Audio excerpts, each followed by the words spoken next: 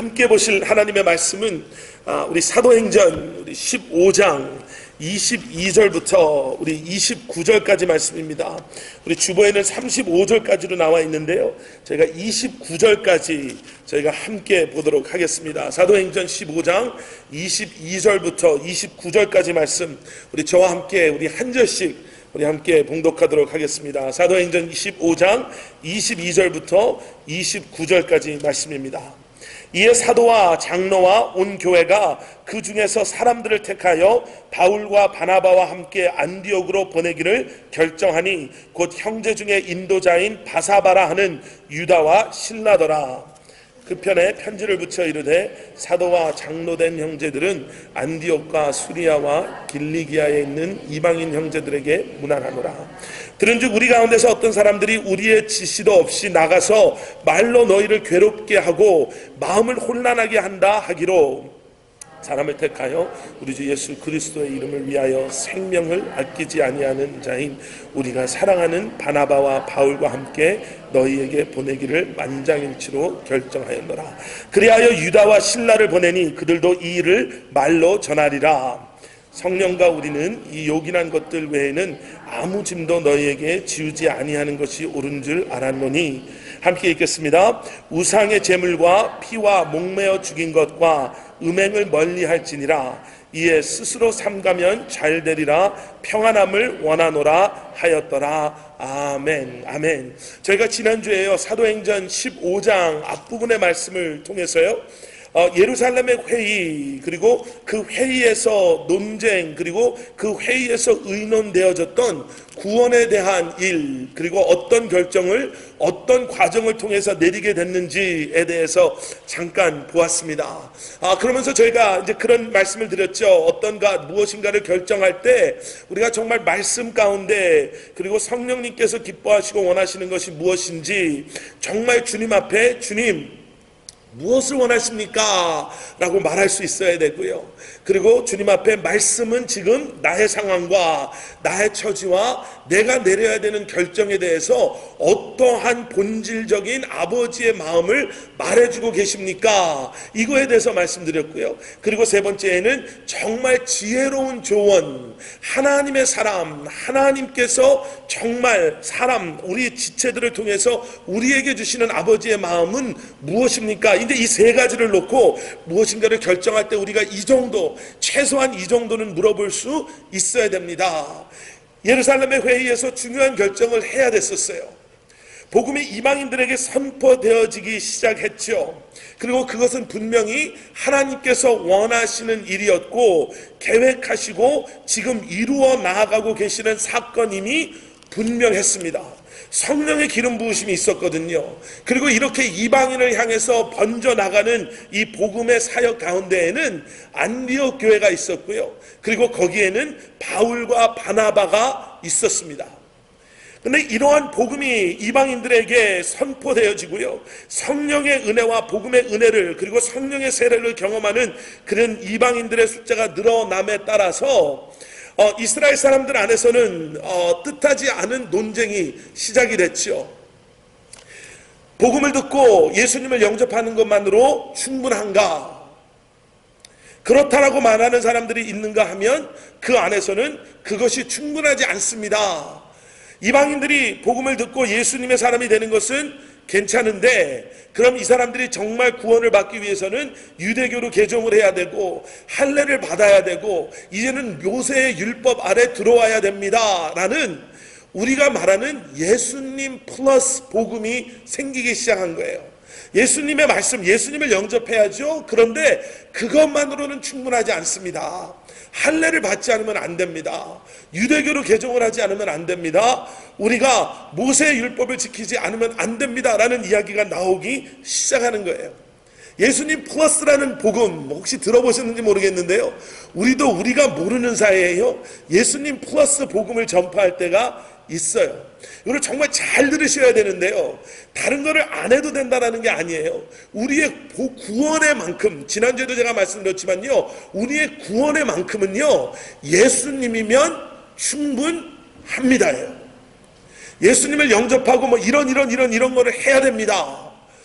모르겠어요. 한국교회 아니면 다른 우리가 선교지에 나가 보면요, 이렇게 뒤틀려져 있는 그러한 복음이 선포되어지는 경우가 때로는 있잖아요.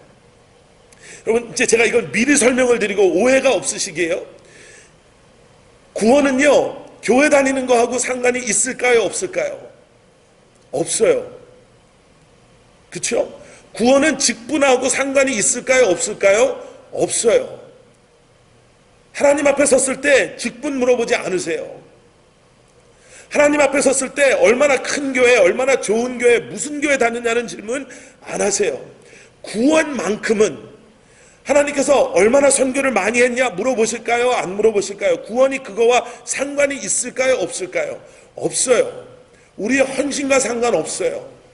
우리의 직업과 상관이 없고요. 우리의 부유함, 가난함과 상관이 없어요.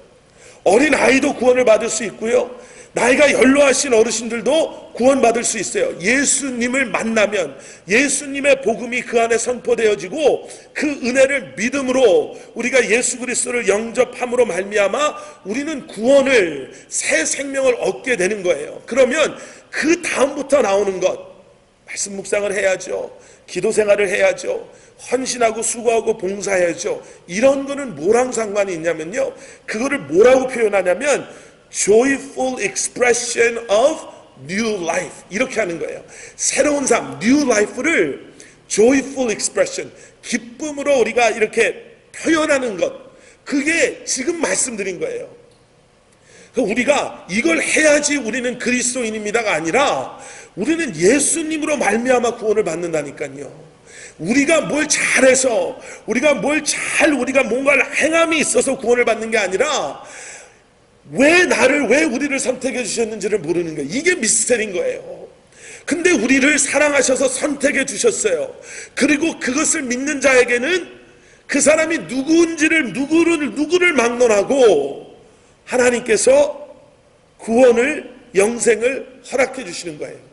그럼 그것이 기뻐서 이제는 그 새 삶, 예수 그리스도 안에서 우리에게 주시는 그 새 생명이 너무너무 기뻐서 joyful expression, 기쁨으로 표현하는 게 이제 뭐냐면 예배하고 말씀 묵상하고 기도하고 헌신하고 선교하고 봉사하고, 그래서 직분을 받고 그래서 사명을 가지고 우리에게 주신 달란트를 가지고 하나님의 나라를 꿈꾸며 이 땅에서 기쁨으로 살아가는 것이 이제는 우리의 삶의 모습이 돼야 됩니다. 지금 이 이야기를 성경에서 하는 거예요.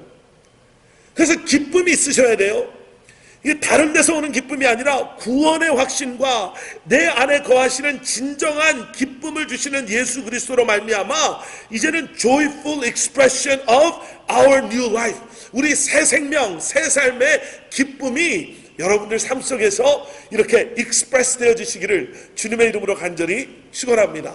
근데 이거를 유대 사람들이, 율법학자들이 이걸 바꾸는 거예요. 이걸 안 하면 구원을 못 받습니다. 우리도 요즘에 이단들 보면은 그런 거 나오잖아요. 성경을 우리도 믿죠. 그런데 성경보다 더 최근의 계시를 우리 지도자에게, 우리 리더에게 주셨습니다. 뭐 이런 것, 다른 것들을 가지고 와서 성경보다 더 권위 있는 하나님의 계시가 여기에 있습니다. 이걸 모르면 구원을 못 받습니다. 이런 일을 하지 않으면, 뭐 우리가 이런 이야기를 하잖아요. 그래서 예루살렘 회의에서 나온 결정이, 왜 우리도 힘겨워했던 그 짐을, 그 율법의 멍에를 왜 그들에게 지어주려고 하느냐, 이 결정을 내리고요, 이제는 오늘 보신 말씀에 편지를 쓰는 거예요. 이방 교회, 이방 신도들에게 이러한 결정이 내렸습니다. 그리고 그 편지를 통해서 이방 사람들에게 우리의 결정이 이겁니다만을 얘기해 주는 것이 아니라요, 이제는 새로운 삶, 새로운 생명, 새로운 삶으로 초대받은 당신들이 이제는 옛 모습에 남아있는 것이 아니라 이러한 변화와 이러한 하나님의 본질적인 원하시는 마음에 합당한 변화를, 그리고 그러한 결단을 가지고 살으셔야 됩니다. 이제는 새 생명을 가진 새로운 삶으로 초대받은 우리의 삶의 모습이 어때야 되는지에 대한 설명이 이 편지 안에서 등장합니다. 오늘 보신 말씀 15장 22절 23절에요 이렇게 나와요. 이에 사도와 장로와 온 교회가 그 중에서 사람들을 택하여 바울과 바나바와 함께 안디옥으로 보내기를 결정하니 곧 형제 중에 인도자인 바사바라 하는 유다와 실라더라. 자, 23절. 그 편에 편지를 붙여 이르되 사도와 장로된 형제들은 안디옥과 수리아와 길리기아에 있는 이방 형제들에게 문안하노라. 잠깐만 여기서 한번 멈춰 보겠습니다. 편지를 쓰면요, 지금 이제 첫 인사를 하는 거예요. 근데 그 첫 인사 속에 저희가 주의 깊게 들어야 되는 단어가 두 가지가 나와요. 한국 성경에는 똑같은 단어로 두 번이 나오는데요, 영어 성경이나 원어 성경에는 다른 단어로 사용이 되거든요. 그게 뭐냐면 여기서 한국 성경에 나오는 형제라는 단어예요.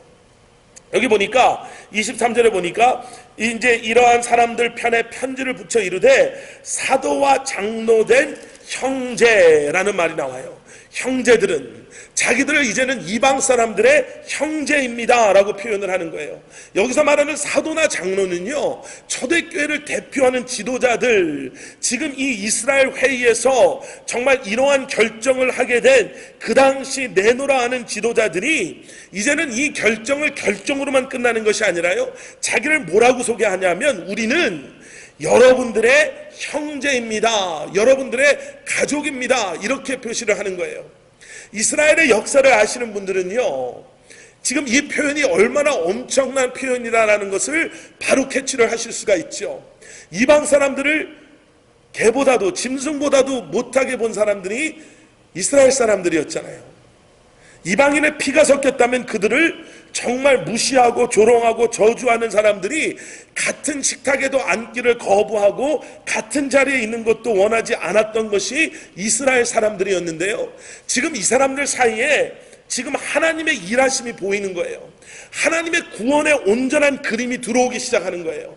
지금까지는 민족성, 지금까지는 우리, 지금까지는 이스라엘, 지금까지는 유대인의 하나님, 이 관점 하나만 보던 사람들이 하나님의 일하심을 보니까요, 하나님의 구원의 온전한 계획을 보니까 나의 관점에서 보는 것이 아니라 하나님의 마음을 통한 이 땅을 향한 잃어버린 영혼들을 향한, 그리고 그들을 향한 아버지의 마음을 이제는 깨달아 알고 보니까요, 성령 안에서 하나님의 은혜 가운데 이제는 구원의 자리에 함께 온 이방인들이 더 이상 그들이 생각했던 우리보다 낮은 사람, 천한 사람, 죄인들, 상종할 수 없는 사람으로 보이는 것이 아니라 형제들, 이렇게 고백되어지는 거예요.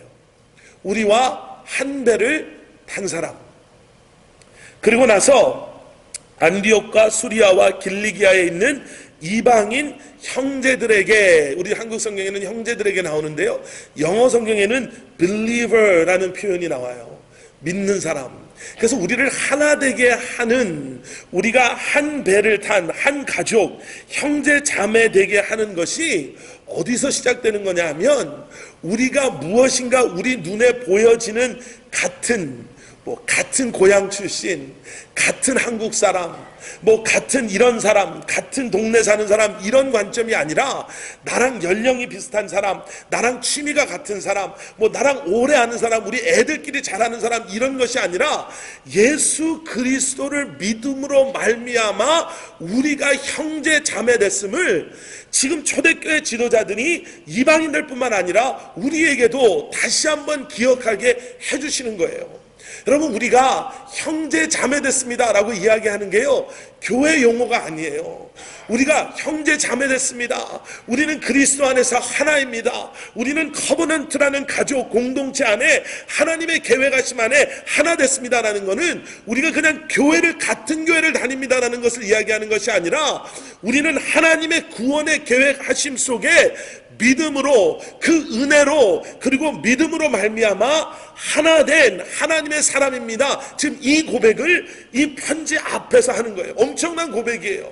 초대교회 지도자들이 이방인들을 향해서 우리가 예수 그리스도를 믿음으로 말미암아 이제는 이방인과 유대인의 관계가 아니라 형제 자매된 관계에 우리가 엔터인 들어와 있습니다 라는 고백이 여러분들 사이, 우리 교회 성도님들 사이에서 고백되어지고, 그러한 관계와 그러한 사랑을 나눌 수 있는 그러한 여러분들과 제가 되기를 주님의 이름으로 부탁드리고 축원합니다. 그리고 그 다음에요, 이제는 그 예루살렘 회의에서 결정된 상황들을 이야기해줘요. 24절 들은즉 우리 가운데서 어떤 사람들이 우리의 지시도 없이 나가서 말로 너희를 괴롭게 하고 마음을 혼란하게 한다 하기로. 이게 지금 예수님 플러스 복음이거든요. 여러분, 예수님 플러스 복음이 왜 위험하냐면요, 예수님이 충분하지 않습니다라는 고백이에요. 구원만큼이 아니죠. 예수님이면 충분하죠. 근데 예수님 플러스를 자꾸 얘기하는 거예요. 구원받고 영생을 얻었다고 그랬는데, 구원받은 사람은 그럼 이렇게 해야 되고 저렇게 해야 되고 말씀드렸죠. 성령님이 우리 안에서 일하시면요, 우리의 모든 신앙생활에 이것은요, 우리의 거룩함을 증명해 보이기 위한 행위가 아니라 우리 안에 거하시는 예수 그리스도로 말미암아 우리가 표현하는 기쁨. 그래서 신앙생활 안에 기쁨이 있는 거예요. 헌신하고 봉사를 해도 기쁨이 있고요, 말을 안 듣는 애들 유아방에서 그냥 엄마한테 간다고 우는 아이들과 매 주일마다 같이 있어도 그게 기쁘고 감사한 거예요.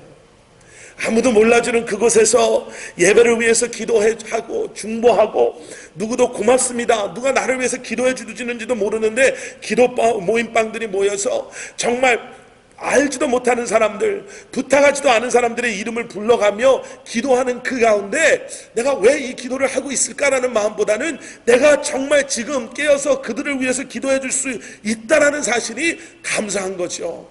선교를 가도 그게 기쁜 거고요, 내가 손해를 보는 일을 하더라도 그것이 주님의 나라를 세우고 일으키는 일이라면 그게 감사한 거예요. 그게 기쁜 거예요. 여러분, 그러한 마음을 뺏어가는 게 예수님 플러스 복음이에요. 예수님 플러스 그 신앙생활이에요. 그러니까 여기서 지금 그 얘기를 하는 거예요. 너희를 괴롭게 하는 것, 정말 괴롭게 하고 마음을 혼란하게 한다 하기로, 사람을 택하여 우리 주 예수 그리스도의 이름을 위하여 생명을 아끼지 아니하는 자인 우리가 사랑하는 바와 바울과 함께 너희에게 보내기로 만장일치로 결정하고, 유다와 실라를 함께 보내서 그들이 이 일을 말로 전할 것인데, 28절 성령과 우리는 이 요긴한 것들 외에는 아무 짐도 너희에게 지우지 아니하는 것이 옳은 줄 알았노라, 이렇게 얘기를 하는 거예요.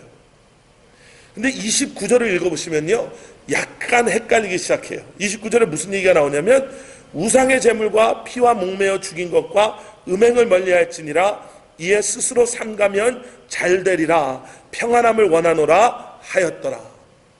지금까지 예수님 플러스 복음이 아니다 라고 말씀을 드렸는데, 지금 갑자기 마지막에 와서 예수님 하고 갑자기 플러스 뭐가 되는 느낌이 29절에 나오잖아요. 예수님 외에는, 성령이 원하시는 것 외에는 너희에게 짐을 지어주지 않을 것이다 라고 이야기가 끝나는 것 같은데, 바로 이어서 우상을 멀리하고 피와 목매어 죽인 것을 멀리하고 음행을 멀리할지라, 이래야지 평안하다, 이래야지 잘 될 것이다, 이것이 우리가 원하는 것이다, 이런 얘기가 나와요. 그러니까 이거 전체 사도행전의 흐름을 모르시는 분들은요, 성경의 흐르심을 모르는 분들은 이런 것을 보고, 야 이거 봐, 지금 여기에서도 결정은 그렇게 했지만 이방인들에게 보내는 편지와 메시지에는 예수님을 영접하고 이 세 가지를 하지 않아야 된다라는 예수님의 복음 플러스 행함의 이런 결정 세 개를 주지 않습니까? 라고 이야기하는데요, 지금 이 흐름을 보시면요, 그게 아니다라는 것을 바로 보시게 돼요. 지금 이 편지가 이방 사람들한테 가는 거잖아요. 이방 사람들은요, 지금 얼떨결에 지금 말씀으로 지금까지 성장해, 유대인들처럼 어렸을 때부터 부모님 때문에 교회를 다니거나 말씀으로 회당을 다니거나 말씀으로 이렇게 교육을 받은 사람들이 아니라 자기 마음대로 우상을 섬기며 세상의 모습대로 세상 사람들이 사는 대로 살았던, 하나님과 전혀 상관없는 하나님의 기대와 하나님의 마음이 무엇인지, 말씀이 원하는 게 무엇인지, 하나님의 사람으로 이 땅에 살아가는 것이 무엇인지를 전혀 모르는 그러한 사람들이었어요. 근데 이런 사람들이 복음의 선포하심 속에요, 마음이 부서지고 마음문이 열리고 이제는 예수님이 정말 진정한 예수님의 사람이 되기를 정말 결심하고 결단하고 나온 사람들이에요. 그러니까 지금 파운데이션이 없는 사람들이라고 보시면 돼요. 제가 밖에 나가는 거를 그렇게 썩 좋아하지 않거든요. 집에 에어컨이 있는데 왜 밖에 나가고 싶을까라는 생각이 들어요. 캠핑을 정말 싫어해요. 그래서 제가 일부 예배 때도 말씀을 드렸는데 저희가 우리 애들 데리고 캠핑 출입을 한번 갔다 왔잖아요. 저는 정말 캠핑 출입을 어떻게 하는지도 모르고요. 집에 캠핑 기어가 단 하나도 없는 그런 사람이에요. 제가 캠핑을 안 하는 이유가 있어요. 왜냐하면 저는 제 방에 가면 푹신푹신한 침대가 있는데 왜 캠핑을 가서 거기서 자고 싶을까라는 생각이 드는 거죠. 왜 낚시를 하고 혹시 낚시를 좋아하시는 분이 계시는지 모르겠는데 왜 낚시를 하고 싶을까? 퍼블릭스에 가면 벌써 다 손질해놓은 생선이 있는데 왜 그걸 손에 비린내 나게 묻혀가면서 왜 그걸 잡고 싶을까? 잡는다는 개런티도 없는데 왜 그걸 하고 싶을까라는 생각이 들어요. 그래서 누가 저한테 캠핑 갑시다 그러면은 저는 일단은 바쁘다라는 얘기를 먼저 해요. 좀 힘듭니다. 바쁩니다. 바쁘지 않아도 일단은 바쁘다고 얘기를 드려요. 왜냐하면 가는 거는 괜찮은데 가서 저는 뭘 해야 되는지를 몰라요. 텐트를 치라고 해도 칠 줄도 모르고 쳐본 적도 별로 없고요. 뭘 하라고 그러면 할 줄도 모르고 그러니까 그런 게 별로 저한테는 그렇게 정말 썩 이렇게 마음 내키는 게 아니에요. 그러니까 누가 하자 그러면 부담이 돼요. 근데 제가 지난번에 애들 데리고 캠핑을 갔다 왔잖아요. 제가 한번 말씀드렸죠. 제가 낚시를 정말 할 줄 몰라요. 저도 미끼를 잡을 수가 없어요. 냄새나고 징그러워서. 제가 그때 말씀드렸죠. 설교에서 미셸이 그 여자아이가 다 껴줬어요. 그 미끼를. 정말 기가 막히게 애들이 고기를 잡는 걸 보고 정말 하나님 감사합니다. 저는 낚시도 할 줄 모르고 이거도 못하는데 애들이 그냥 다 잡는 거예요. 그때 캠핑을 애들이 가자고 그래서요. 구글 들어가고 유튜브 들어가서 텐트는 어떻게 치는 거고 이거를 다 한 번씩 보고 그리고 갔어요. 그래도 모르겠어요. 제가 이 얘기를 왜 드리냐면요. 지금 29절에 나오는 우상의 재물을 멀리하십시오. 피와 목매어 죽인 것을 멀리하십시오. 음행을 멀리하십시오. 이 이야기는 이래야지 복음을 들을 수 있는 자격을 갖게 됩니다라는 얘기를 하는 것이 아니라 이제 새 삶을 예수 그리스도 안에서 얻은 당신은 근본이 없잖아요. 기본이 없잖아요. 지금 말씀의 파운데이션이 없으니까 정말 캠핑의 C자도 모르는 야외에서 뭘 해야 될지도 모르는 사람이 만약에 야외에 가서 하룻밤을 이틀밤을 3일밤을 보내야 된다면 기초적인 것부터 배워야 되잖아요. 가서 기초적인 것부터 사야 되잖아요. 그래야지 어디 가서 뭐라도 할 거 아니에요. 지금 그런 것처럼 이방 사람들에게 이제 새 삶에 들어왔으니까 기본적으로 세 가지를 말해주는 거예요. 우상에 관한 것, 그 다음에 그 율법에 합한 먹을 것에 관한 것, 우상의 그 피가 든 고기에 관한 것, 그리고 음행에 관한 것을 얘기해 주는 거예요.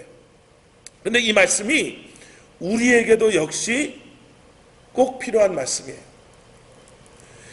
여러분, 그리스도인이여 항상 고민하고 항상 우리가 마음에 품어야 되는 마음이 뭐냐면 내가 지금 하나님이 원하시는 새로운 사람의 삶을 살고 있느냐 않느냐예요.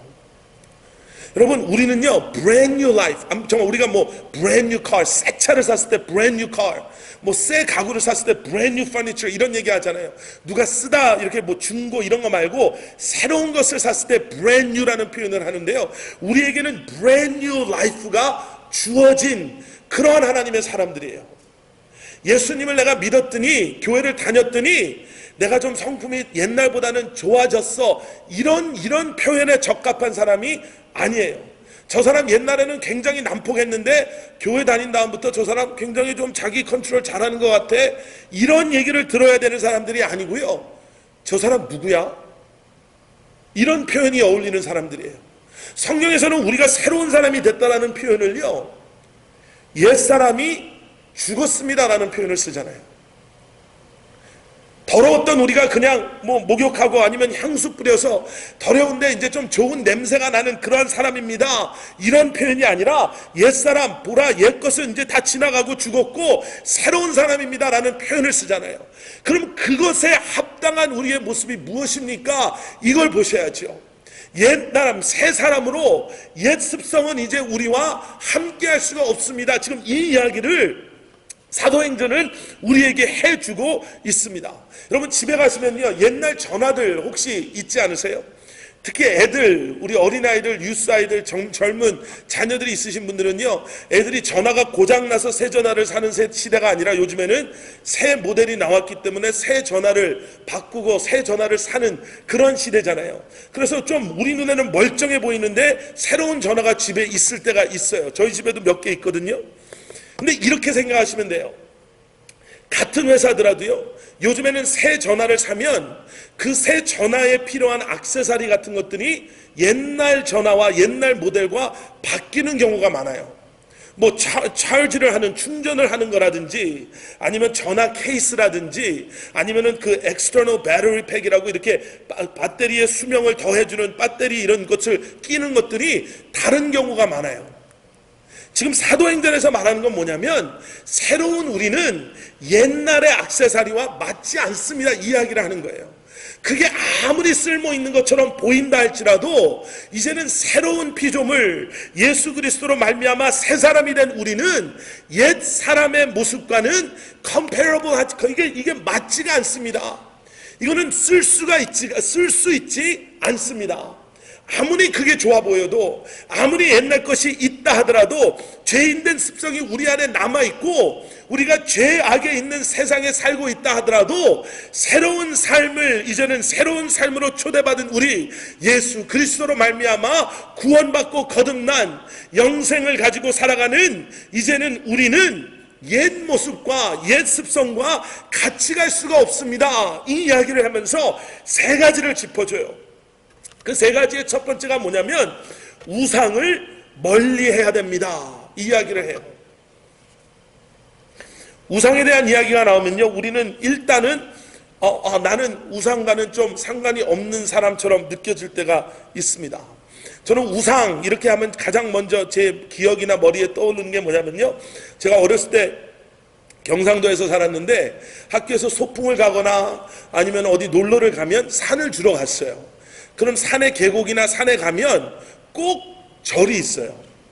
그럼 이제 애들이랑 호기심 때문에 이렇게 돌아다녀 보고 안에 끼웃거려 보면 그 안에 뭐 금으로 됐는지 아니면 금 색깔이 나는 그 부처님의 이런 그 동상, 그 스태츄가 있잖아요. 불상이 있잖아요. 그러니까 우상을 하면 저는 딱 그 생각을 해요.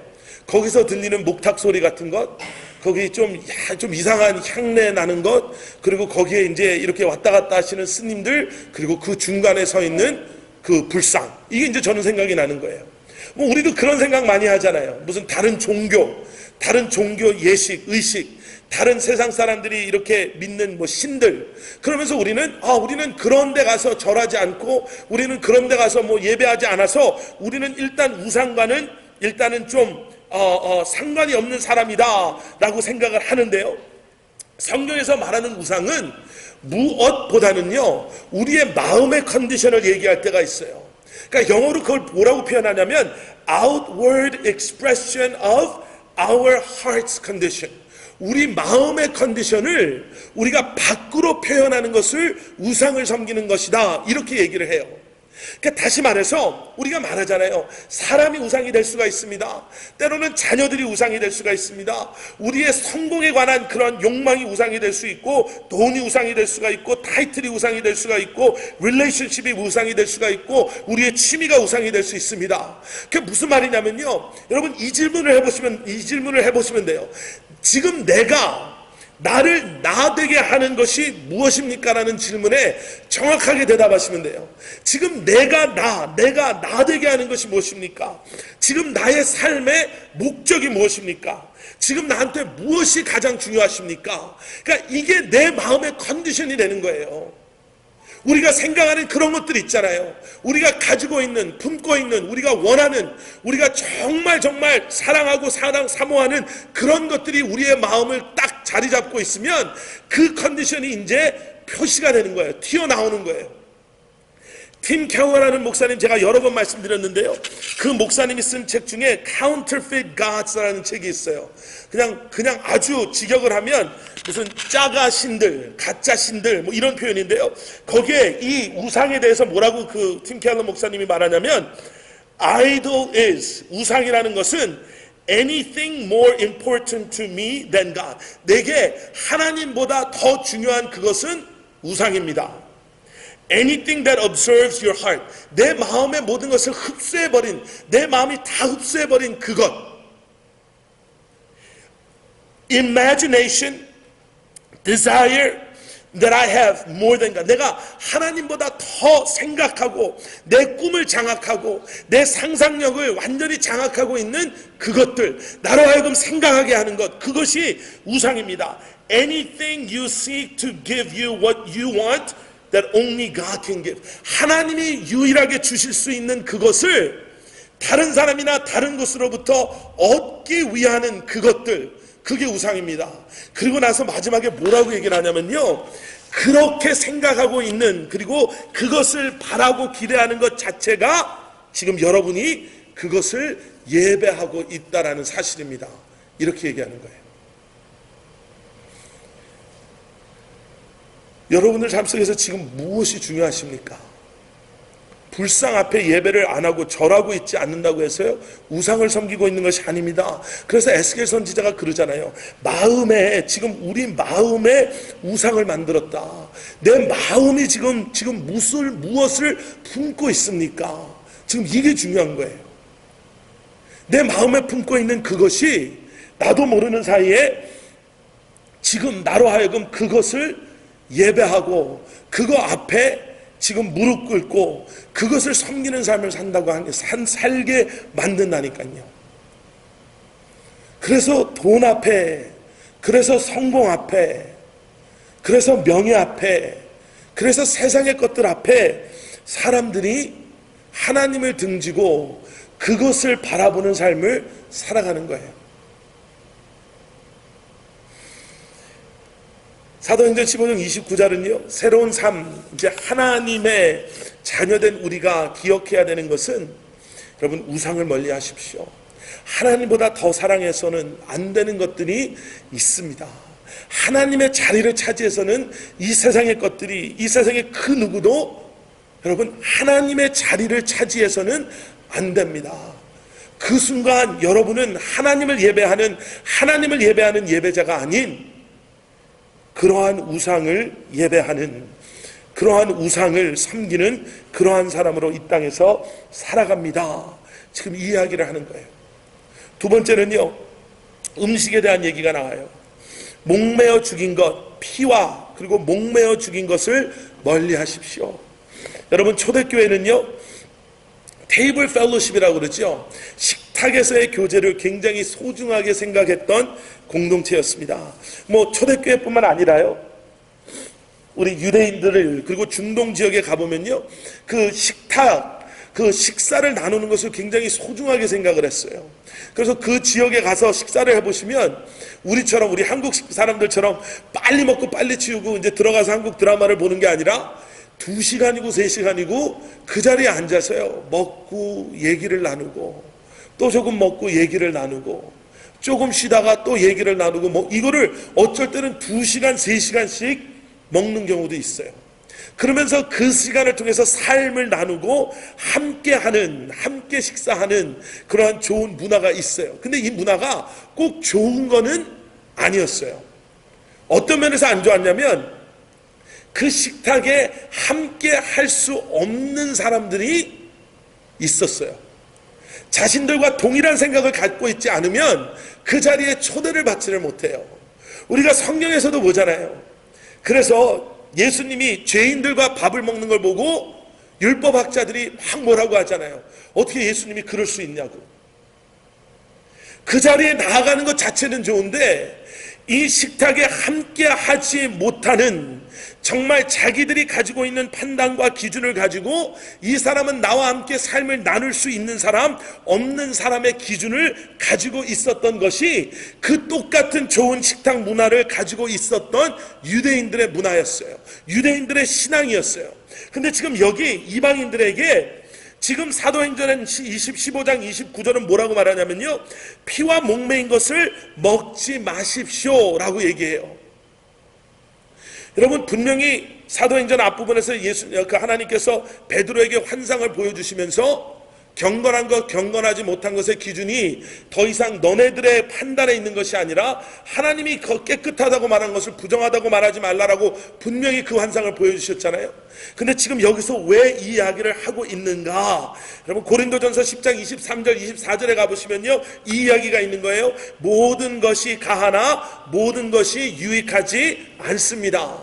모든 것이 가하나 모든 것이 덕을 세우는 것이 아닙니다. 그리고 24절에 가서 뭐라고 말해요?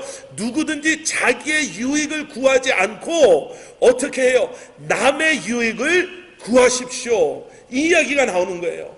먹어도 돼요, 안 돼요? 먹어도 돼요.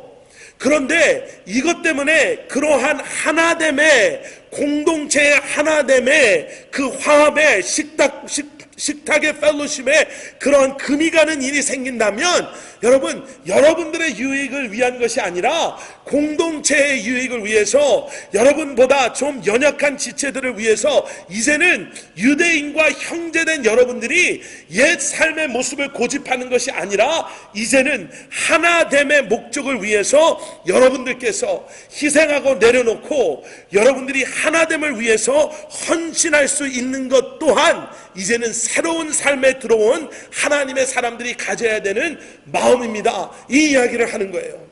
첫 번째는 우상을 멀리 하십시오. 두 번째는 하나됨을 위해서 여러분 우리가 희생할 수 있어야 됩니다. 여러분 제가요 뭘 깨달았냐면요, 저희 큰아들, 이제 둘째 아들도 마찬가지인데요, 일라이와 조사와의 관계 속에서 하나를 깨달은 게 있어요. 제가 얼마 전까지만 하더라도요, 일라이 조사야하고 이 컨플릭이라고 하죠, 갈등이 없었어요. 근데 이제 우리는 그걸 뭐라고 하냐면, 아직 사춘기가 안 돼서 그렇습니다, 이렇게 하는데요. 사실 좀 정확하게 표현을 하면요, 컨플릭이 있었죠. 왜 없었겠어요? 아이들이 왜 아빠랑 다 똑같은 생각을 했겠어요? 근데 제가 가만히 생각하고 보니까 이제 저는 스스로 컨플릭이 없다라고 생각을 했는데 없는 게 아니었어요. 저에게 없다라고 생각하게 된 주된 이유는 갈등이 있을 때마다 누가 이겼죠? 제가 이겼어요. 제가 원하는 대로 다 됐어요. 애들이랑 저랑 부딪히는 일이 있을 때, 아빠 나는 이거 하고 싶어요? 안 돼, 이거 해야 돼. 그러면은 누가 결국은 이기죠? 제가 이겨요. 그럼 제 뜻대로 애들이 하는 거예요. 어쩔 수 없이. 그때는 어렸으니까, 덩치 큰 아빠가 무서우니까, 아빠가 혼내키면은 자기가 싫으니까 그냥 제 생각을 따라오는 거. 그럼 저는 정말 우리 아이들은 아빠 말 잘 듣고, 우리 가정은 화목한 가정, 우리 가족은 갈등이 없는 가정, 이렇게 저는 생각을 하고 가는 거예요. 근데 큰아들이 점점 키가 크기 시작했어요. 머리가 점점 커지기 시작하고요. 이게 뭐 사춘기라고 하실 수 있는데, 이제 이 아이가 점점 자기 생각이 나름대로 더 굳건해지니까 무슨 생각을 해요? 아빠가 맨날 맞는 건 아닌데, 맞아? 뭐 맴매를 맞아? 그럼 한번 맞지 뭐. 그리고 내가 할 수 있는 거 하면 되는 거 아닌가? 이런 생각이 점점 들기 시작하면 제가 이길까요? 질까요? 결국에는 제가 지죠. 점점 지죠. 그러면 그때 저는 그게 비로소 갈등이다 라고 생각을 하는 거예요. 애들은 갈등이 옛날부터 있었죠. 말을 못해서 그렇죠. 여러분, 우리는 갈등의 해결을요, 이기고 짐에 가져갈 때가 있어요. 내가 맞으면 그건 갈등이 아니에요. 상대방을 내가 무조건 이겨서 말싸움 잘해서 그 사람을 내가 이기면 그거는 갈등이 아니에요. 내 뜻대로 됐기 때문에. 내 뜻대로 안 되면 그 순간부터 그거는 말할 수 없이 힘든 갈등이에요. 아이들이 부모님이 원하는 대로 하면 그거는 갈등이라고 생각을 안 해요. 우리는 갈등이 있다. 아니요. 오히려 우리 애들은 정말 말 잘 들어요. 이런 애들 없어요. 근데 애들이 말을 안 듣는 순간부터 우리는 갈등이다 라고 얘기하는 거예요. 근데 지금 여기서 말하는 갈등을 해소하는 방법은요, 누가, 어떤 한 사람이 누구를 정말 설득하고 이기고, 어떤 한 사람이 주도권을 가지고, 어떤 한 사람이 더 많은 파워를 가지고 이겼습니다라는 것을 이야기하는 것이 아니라, 지금 여기서 말하는 것은 다른 사람의 이익을 위해서 새로운 삶에 들어온 우리는 내려놓을 수 있어야 됩니다. 이 이야기를 하는 거예요. 가정을 보면 이가 이제 이러한 대답들이 등장해요. 부모님을 잘 생각해 보시면요, 이제 갈등의 해소가 무엇인가라는 것을 저희가 서서히 느껴요. disagree 할 수 있어요. 그런데 그 disagree 하는 것, 동의하지 못하는 것이 이것이 성숙한 믿음 안에서 서로에게 이해되지 않으면요, 그 순간 뭐가 이거를 잡아가냐면요, 죄가 이거를 딱 캐치해가요. 그러면 죄는 disagree 하는 것, 우리가 함께 보지 못하는 그걸 가지고 divide, destroy를 하는 거예요. 갈라놓고 이것을 무너뜨려요.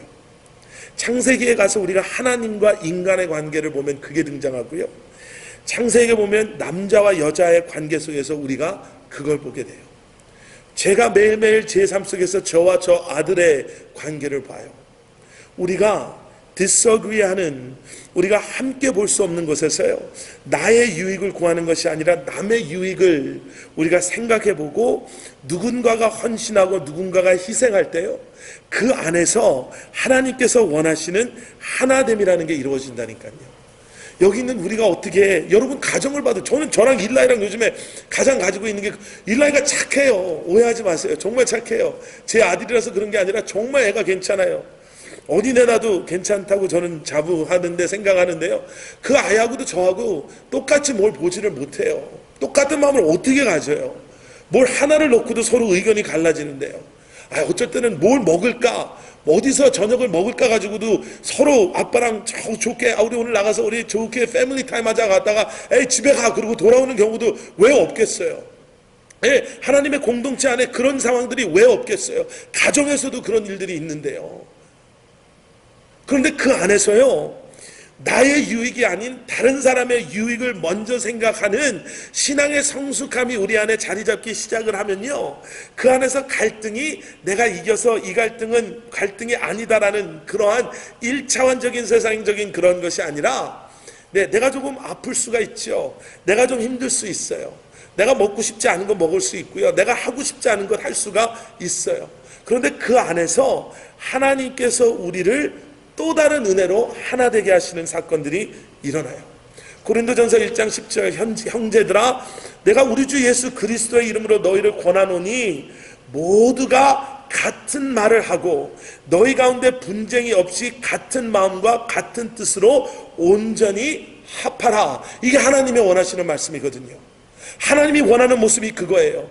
우리 선생이 낫다, 너네 선생이 낫다, 우리는 이파다 저파다 하는 사람들에게 우리가 예수 그리스도의 이름으로 너희한테 권하노니 하나님의 뜻은 하나됨 안에 있음을 다시 한번 기억하십시오 라는 그 말씀 속에서 우리는 이방인들에게 말하는 사도행전 15장 29절의 두 번째 말씀, 여러분 그런 음식, 지금까지 해왔던 행동, 지금까지의 라이프스타일, 여러분 하나됨을 위해서 진짜 이제 여러분들을 형제라고 말하는 우리와 그리고 하나님의 자녀된 우리 안에 연합됨과 화합을 위해서 여러분 이러한 것들을 멀리 하십시오 라는 이야기가 나와요.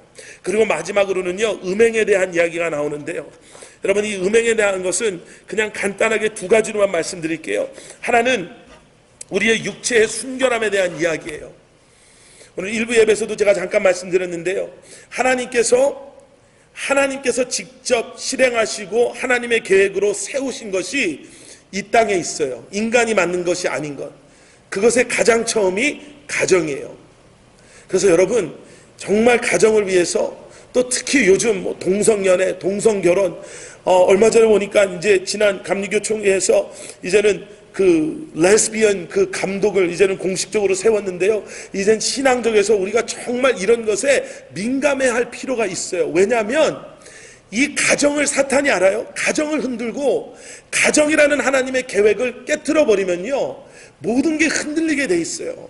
로마서 말씀 강의할 때 제가 창세기 그 창조에 대한 이야기하면서 그 말씀 드렸죠. 창조를 딱 보시면요, 6일 창조하시고 7일째 쉬셨잖아요. 6일 동안 딱 보시면 첫날 3일은 가르는 걸 하세요. 물과 젖은 것, 물과 마른 땅을 가르고 하늘과 육지를 가르고 가르는 일들을 하세요. 그리고 틀을 만드세요. 첫날, 둘째 날, 셋째 날은 그 일을 하세요. 넷째 날, 다섯째 날, 여섯째 날은요, 갈라진 틀 안에 하나님이 채워 넣는 걸 하세요.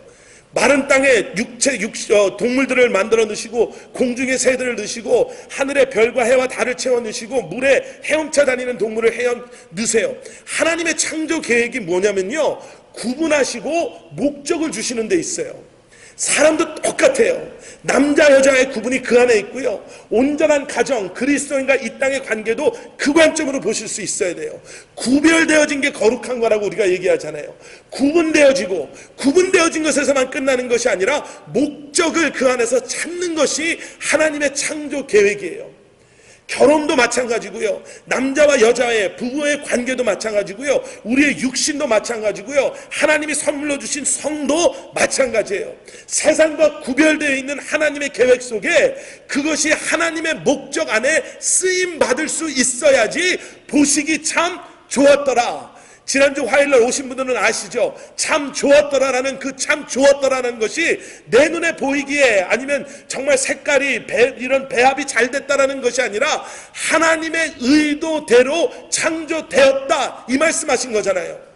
그것을 가정 안에서 세우시기 위해서는, 그것을 여러분들 삶 안에서 우리의 자녀들이 그러한 삶을 살기 위해서는 우리의 육신이, 우리의 삶이 순결함으로 구별되어질 수 있어야 됩니다.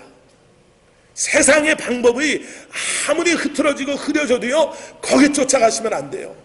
정말 거기 쫓아가시면 안 돼요. 두 번째는 영적인 순결함이에요. 하나님과 우리의 관계의 순결함. 데살로니가 전서 말씀에 보면요, 4장 7절에 보면 하나님이 우리를 부르심은 부정하게 하심이 아니요 거룩하게 하심이니, 거룩한 부름을 받은 우리의 삶의 모습이 무엇일까? 여러분 한번 생각해 보시기를 바랍니다. 세 가지를 말씀드렸잖아요. 이게 이방인들한테 가는 말씀이 우리에게도 적용이 되어져야 돼요. 우리와 이 땅의 관계 속에서는 우상이라는 단어를 생각하셔야 돼요. 세상의 그 어떤 것도 하나님의 자리를 대신해서는 안 됩니다. 돈도 아니고요, 여러분들 자녀들도 아니고요, 명예도 아니고요, 건강도 아니고요, 여러분 다른 어떤 것도 우리의 예배의 대상이 될 수가 없습니다. 이게 새로운 사람, 이게 지금 거듭난 예수 그리스도에 속한 사람들이 가져야 되는 마음이에요. 이 마음 가지셔야 돼요. 이거 잠깐만 놓치시면요, 우리도 모르는 사이에 그 앞에 가서 절하고 있어요. 절에 가서 아니면 어디 무슨 이슬람 사당에 가서 그 예배하는 것만이 우상을 섬기는 것이 아니라요, 하나님의 목적을 잃어버린 우리의 삶, 세상의 것들을 나도 모르는 사이에 쫓아가는 그게 세상의 우상을 섬기는 삶이에요. 우리와 세상과의 관계는요, 우상이라는 단어를 생각하셔야 돼요. 우리와 지체들의 관계에서는요, 화합이라는 단어를 생각하셔야 돼요. 그 안에 희생이라는 단어가 있어야 돼요. 이기고 지구의 싸움이 아니라니까요. 제가 지금 이제 깨달으면서 나가는 게, 우리 아들과 내가 이겨서 뭐 할까라는 생각이에요. 내가 얘한테 이겨서 뭐 할까? 오해하지 마세요. 신앙과 믿음에 관해서는 타협을 절대로 안 하죠. 우리 아들과는요. 할 수가 없죠. 근데 그것 역시도요, 제가 지금 윽박지르고 우기고 이겨서 목사 아들이니까 저기다 앉혀놓으면 지금은 제가 이게 갈등이 아니에요. 이 갈등이 언제 생기는지 아세요? 얘가 대학교를 가요. 방학 때 왔는데 그동안 아빠 손에 이렇게 꽉 잡혀서 찍소리도 못했던 애가 대학교에 가보니까 주일날 교회 안 가는 애들이 가는 애들보다 훨씬 많거든요. 토요일날 일찍 잠을 자고 하다 보니까 파티하고 술 마시는 애들이 훨씬 많거든요. 둘러보니까 엄마 아빠는 지금부터 차 타고 와도 몇 시간이나 걸려서 올 텐데, 그러고 와서 아빠 나 이제 교회 안 다녀요. 그때 되면 제가 윽박지르지도 못하죠. 그게 이제 갈등이 되는 거예요. 갈등은 이기고 지구의 싸움이 아니에요. 성경적으로 말하면 내 유익이 아닌, 내 뜻대로 내 마음대로가 아닌 그들의 유익을 위해서, 공동체의 유익을 위해서, 우리 가정의 유익을 위해서. 여러분 이 모습을 여러분들이 아세요. 여러분들이 지금 하고 계세요. 어머니 된 여러분들이, 아버지 된 여러분들이, 할머니 할아버지 된 여러분들이 그렇게 살으셨잖아요. 가족의 유익을 위해서 내려놓으셨잖아요. 이제는 그 마음이요, 하나님이 허락해 주신 이 공동체 안에서 다시 한번 믿음으로 새롭게 여러분들이 서로 나누셔야 되는 그 마음입니다. 그리고 세 번째는요, 우리와 하나님과의 관계예요. 그때는 순결이라는, 어쩌면 신부라는 단어를 기억하셔야 돼요. 결혼하는 신랑이요, 예식장 맨 앞에서, 예배당 맨 앞에서 이제 신부 입장하겠습니다 라고 뒷문이 열려서 드레스를 입은 신부를 처음 보는 그 순간 무슨 생각을 하고 있겠습니까? 그냥 깨끗하게 아름다운 깨끗한 드레스를 입고 나를 바라보고 있는 그 신부 한 사람만 기대하고 있겠죠. 하나님 앞에 우리가 드려야 되는 건요, 다른 것이 아니라 깨끗하고 순결한 주님만 바라보는 신부의 마음으로 오늘도 주님 앞에 드려지는 우리의 모습입니다. 새로운 삶이에요. brand new life예요. 그냥 무슨 뭐 조금 더 나아진 삶 이런 게 아니라요, 예수님 때문에 brand new life를 사시는 거예요. 여러분, 그러한 삶 사시는 이번 한 주간 되시기를 주님의 이름으로 간절히 축원합니다.